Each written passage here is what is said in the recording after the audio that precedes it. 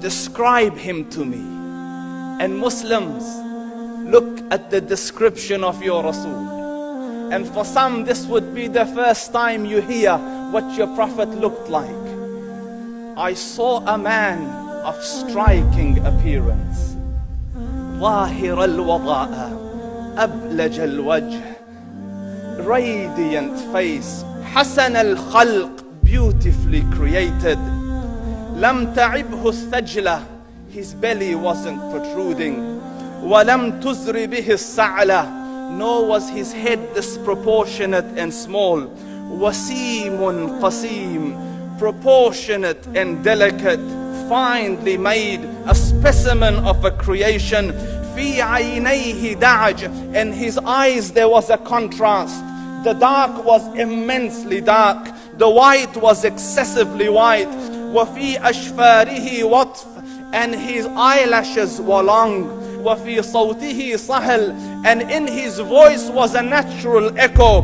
وفي عنقه سطع, and his neck was elegantly long. وفي لحيته كثاثة, his beard was full and thick. أزج أقرن, his eyebrows were arched, but they were not joint, it was separated. In summit فعليه الوقار, when he was silent, dignity covered him.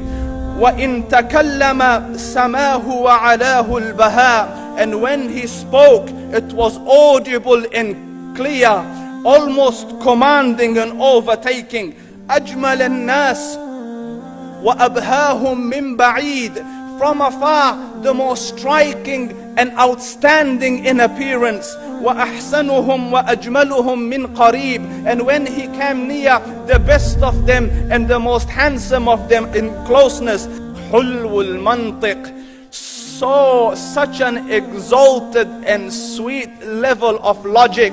Like when he used to speak, it was so coherently logical, it was smooth and easy to understand. فصل لا نزر ولا هذر, he was to the point, not excessive nor too short.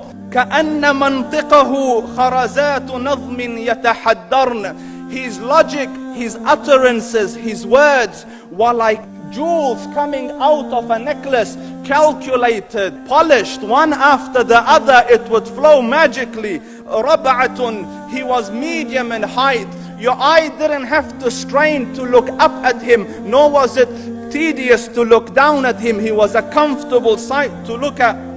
له رفقاء يحفون به, he had friends, the people that were with him, they were working around him to try to serve and protect him.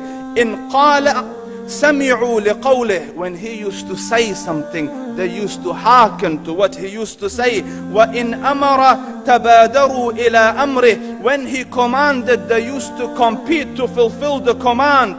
This is Muhammad Rasulullah.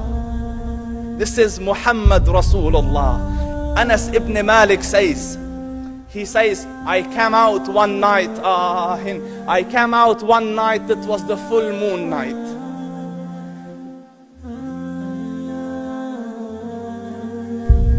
And I looked at the moon, and in the desert, understand, the moon is an awesome sight.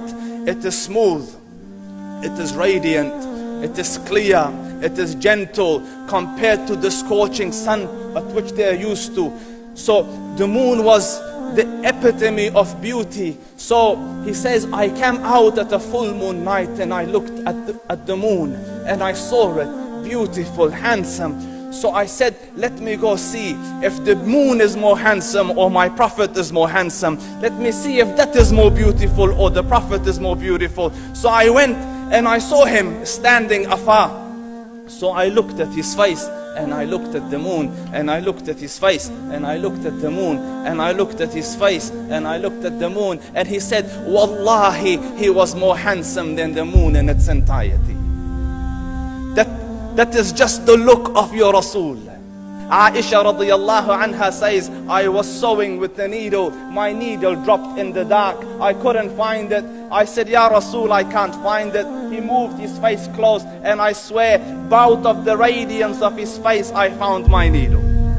And the Prophet sallallahu alaihi wasallam was mind-bogglingly handsome, but his handsomeness was covered with waqar and jalal and hayba. The Sahaba say, when we used to sit at his feet, two feelings conflicting would come on the heart. The first one, you wanted to look at him. You wanted to behold the majesty of his face. And when you wanted to look up, shyness used to overtake you, so you used to look down. Amr ibn al-As says, I sat with him many times, but if you ask me to describe his face, I can't describe it. I wouldn't be able to look up to him ijlalan wa ta'zeeman. I couldn't look up at him. And that is why he didn't have the problems that Yusuf alayhi salam had.